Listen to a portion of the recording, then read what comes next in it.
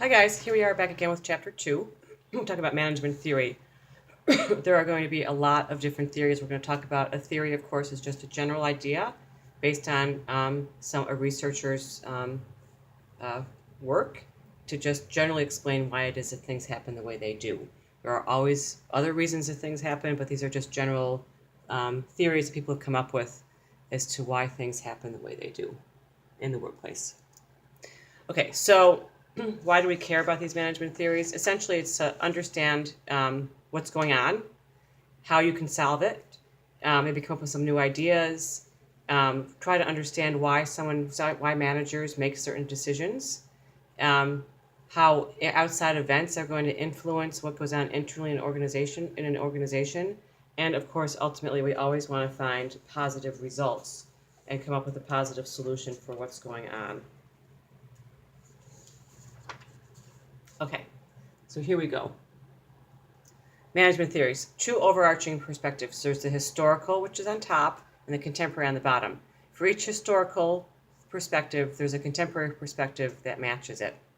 So, classical viewpoint, behavioral viewpoint, and quantitative viewpoint matches up with classical matches up to systems, behavioral matches up to contingency, quantitative matches up to total quality management. And there are three different approaches that we look at for that. So, we're going to first look at the historical perspective. Okay, so I know this is kind of hard to read. This is taken right from the book. You can, take a look at it. There's scientific management and administrative management. And then with behavioral, there's the early behaviorists that we talk about, go through those lists who they are, human resources, human relations, and then behavioral. And then quantitative is management science and operations management. Again, this is from the book, and you can take a look at it more closely. Okay, so classical viewpoint, pioneered by Frederick Taylor and the Gilbreths. It's essentially emphasized the scientific study of work. They were the early industrial engineers. And the scientific method is this idea to emphasize the study of work methods, such as performing motion and time studies on workers to discover ways to make their work habits and actions more productive. So is it, efficient to have the workstation set up in a certain way? Scientific management, it's based on classical viewpoint, which assumes that people are rational, which is an important thing to remember. Okay, scientific management, essentially that you study each part of the task, and you make sure that you have the you pick the right workers to study, and then it's important that you train workers and give them incentives to do the task so that they know what they're doing, and then also you pay them or reward them in a proper way, and then from that you plan work methods. So.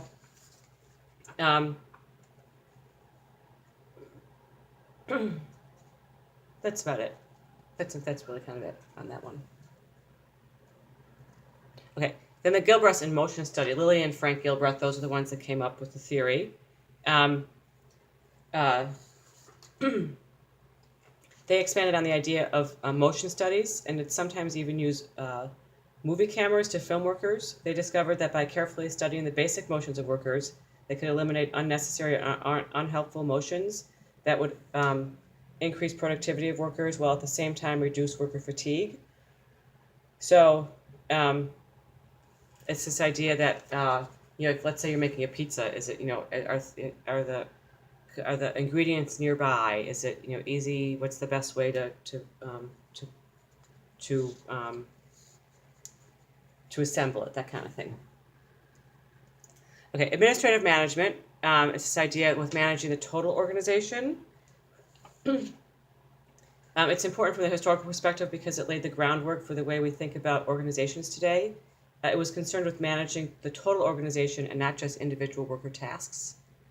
So Henry Fayol, who was a French engineer and industrialist, was the first to systematize management behavior, and he was the first to identify the major functions of management: of planning, organizing, leading, and controlling, that we talked about, and also coordinating. And really, we don't really talk about coordinating anymore, but those planning, leading, organizing, and controlling we talk about, and Fayol was the first one to talk about them. Okay, Max Weber was a German scientist. He was a German sociologist and a philosopher. And he really looked at bureaucracy. It's now we associate it with red tape or inflexibility, and it had an important influence on the structure of large corporations. So this whole idea of bureaucracy that is rational, efficient, now we sort of see it in a negative way. But a better for performing organization, Weber felt, would have 5 basic positive bureaucratic features: a well-defined hierarchy of authority, formal rules and procedures, a clear division of labor with parts of a complex job being handled by specialists, impersonality without reference or connection to a particular person, and careers based on merit, not necessarily just on time.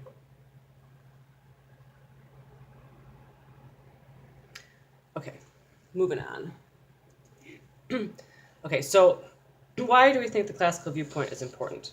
The essence of the classical viewpoint was that work activity was amenable or agreeable to a rational approach, and that through the application of scientific methods, time and motion studies, and job specialization, it was possible to boost productivity. So these concepts are definitely still in use today, and the results are visible every time you go to a McDonald's or a Pizza Hut in terms of efficiency. Classical viewpoint also led to innovations as management by objective, which we'll talk about, and goal setting, and we'll talk about those later on in the class. Okay, so there are some problems that people view with the classical viewpoint, essentially that they think it's too mechanistic. It doesn't necessarily take into account human needs and that kind of thing, which is why we then got into the behavioral viewpoint. Okay, so behavioral viewpoint is this idea that it emphasizes the importance of understanding human behavior and motivating employees towards achievement, because we're not just machines. So that's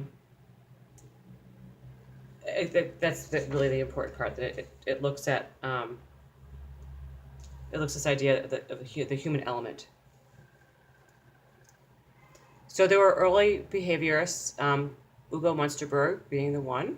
He's known as the father of industrial psychology, which is an important and growing field.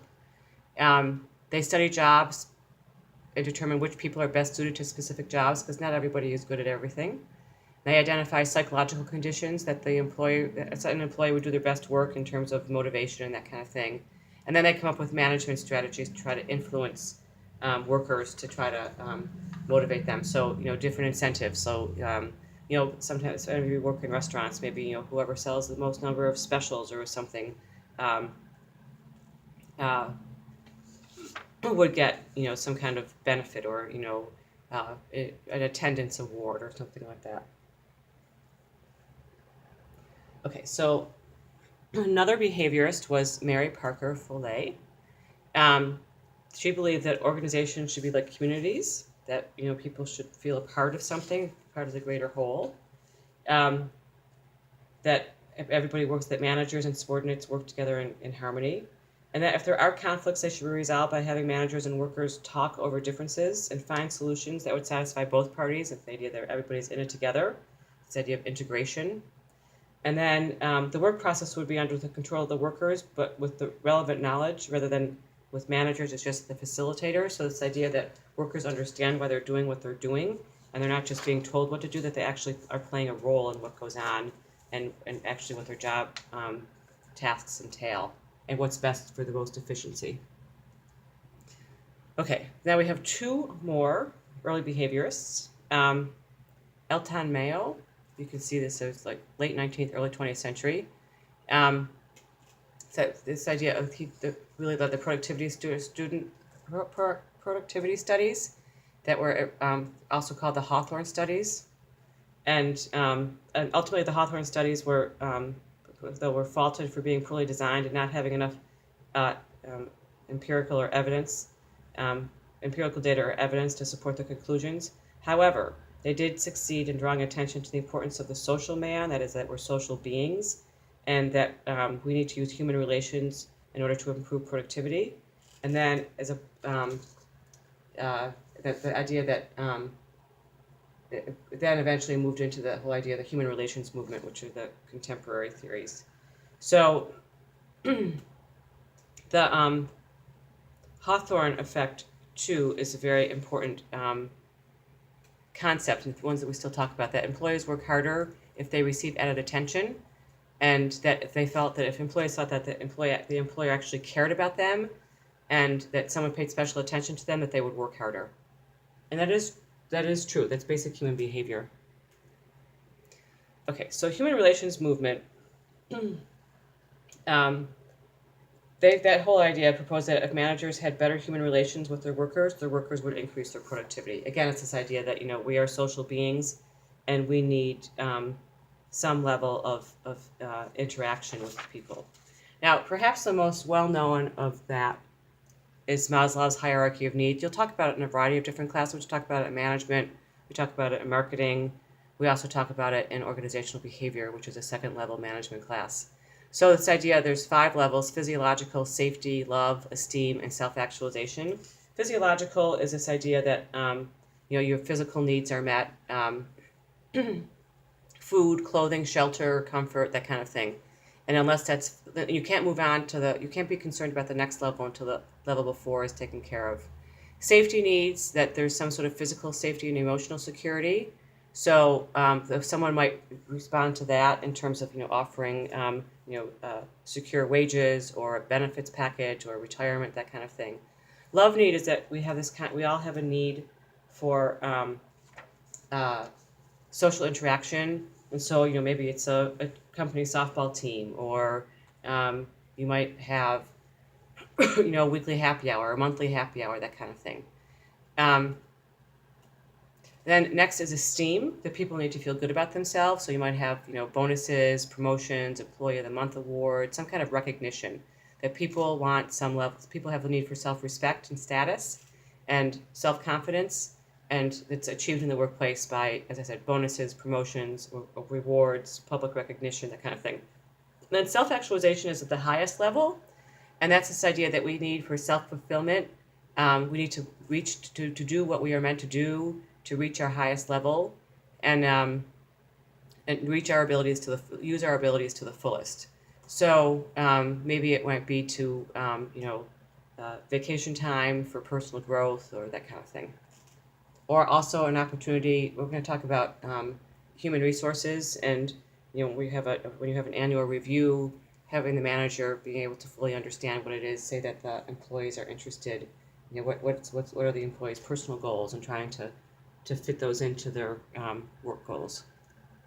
Okay, theory X and theory Y. So theory X and theory Y. Theory X essentially assumes that workers are lazy and indolent and easily led astray, and they should be, they lack ambition, they don't want to work, that they want to be led, that unless someone's helping them out, then nothing's gonna happen. As opposed to theory Y, it's a much more optimistic viewpoint, and it basically says that workers are really interested in taking on more responsibility, that they want to learn, that they want to grow, and that it is up to the employee to provide those opportunities. That if people are not performing well, it's because because of some sort of negative organizational experience. Okay, so behavioral science, the last one. Behavioral science, it essentially relies on scientific research for developing theories about human behavior that can be used to provide practical tools for managers. So behavioral science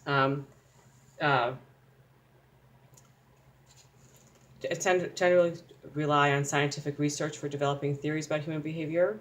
And from a management perspective, some of the research can lead to better outcomes for both workers and managers. And there are other disciplines or areas of study that relate to behavioral science, psychology, sociology, anthropology, economics, that kind of thing. So you want to be able to understand why people behave the way they do. Generally speaking, throughout history, people behave the same way, but certainly cultural and social factors will change that influence what people expect. Okay, moving on. Quantitative viewpoints. Essentially, it's this idea of using completely quantitative techniques of statistics to determine what it is that people, in terms of managing people, and we'll talk about defect rates and that kind of thing. It's just looking at the numbers, not looking at the people at all. And from that, management science and operations management has grown. So it doesn't look at human needs, it just looks at what the results are. Numbers. Okay, management science looks at, focuses on math for problem solving. And it's usually rational, science-based techniques and mathematical models to improve decision-making and strategic planning. And we're going to talk more about it in Chapter 7. On-time rates for planes, on-time rates, delivery rates, that kind of thing. Okay, operations management essentially focuses on production and delivery of products and making them more effective. It's concerned with scheduling and production planning, facilities location, design of it, inventory levels. Again, it's very, very numbers focused. Okay, so let's move in. We finished the classical, now we can look at the contemporary perspective. So, systems, contingency, and quality management. So, in quality management, we look at quality control, quality assurance, and total quality management. We're going to talk about all of these things, and both in this chapter and then also as we move on to the other chapters. Okay, so systems viewpoint is this idea that there's inputs, they're transformed into outputs, and then there's feedback. The market gives feedback, and then you try to improve the process. That's the systems. That it's everybody.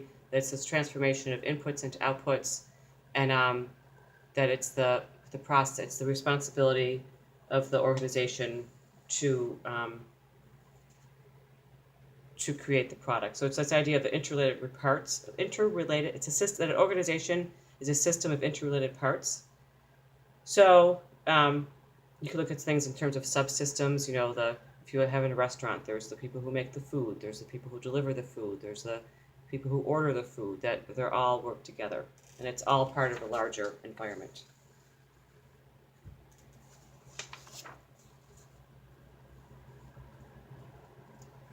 Okay, so let's look at this idea of the closed versus the open system. So the closed system is one that has very little interaction with their environment.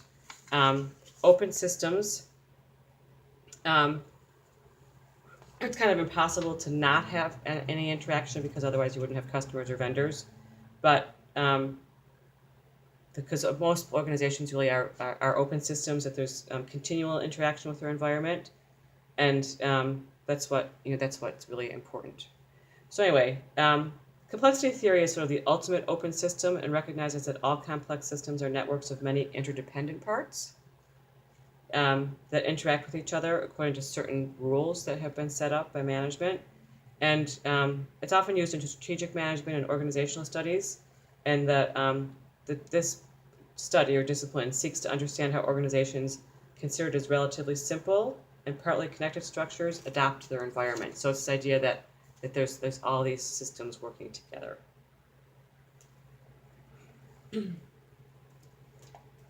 Okay, so next is contingency viewpoint. That's this idea that looks at the manager's approach should vary according to the individual and the situation. So it looks at things on a case-by-case basis. So, for example, it might look at something in terms of, an organization might react differently after there's been maybe some great success the company has had, that workers are going to respond in a different way, as opposed to maybe there's been some sort of negative activity. So it's looking at what's going on in the environment, or availability, maybe there's been a change in leadership, that kind of thing. So looking at what's going on as a whole, not just individually. Okay, evidence-based management is this idea that trying to bring some level of rationality to it, looking at the facts that you have at the moment. So you observe the events and you gather the data. There's there's no emotions involved, and you try to maintain as open a mind as possible. When we talk about decision making, we'll talk a little bit more about this. and you come up with different solutions or explanations based on the facts at hand. And then you try to make a prediction of what's going to happen in the future. That could be difficult, but usually based on past experience, you can do that. And then you try to test that theory based on uh, some sort of the conditions in the system.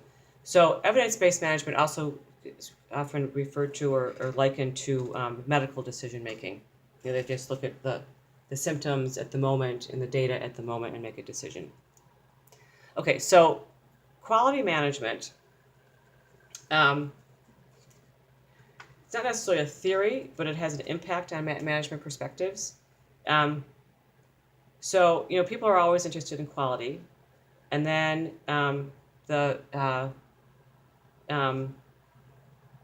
people are always interested in quality. So the question is, how is it that a company delivers quality, or TQM, total quality management, which we're going to talk about next. And they do it, it's usually through this is the operations management science portion that we talked about in the historical viewpoint. So they do it usually through statistical processing. So total quality management, developed by this gentleman whose name is Edwards Deming, and he proposed this 85-15 rule, that namely that when things go wrong, there's an 85% chance that the system's at fault and only a 15% chance that the individual worker is at fault. And most of the time, he thought managers irresponsibly blamed individuals rather than the system. Edwards Deming is a very important person in the history of business, and came up with a lot of important theories, and was really the father of total quality management. So it's this idea, total quality management, TQM, emphasizes infusing concepts of quality throughout the organization. It's the idea that there's internal customers and external customers, and that the goal is to deliver quality products and services to customers. And really, total quality management Edwards Deming tried to convince the American market, U.S. market, to adopt total quality management, but they were not interested. And so he really is one that taught the Japanese. Honda was one of his first, Honda and Sony he worked with, and was this whole idea of zero defects. And it's this idea of continuous improvement. We'll talk about total quality management again. You'll hear about it again. As I said, it really is really important concept. Okay, so let's talk about the learning organization. A learning organization is very important because things are always changing. The external environment is always changing. The internal environment is changing. And so it's the organization that's constantly adapting to what's going on.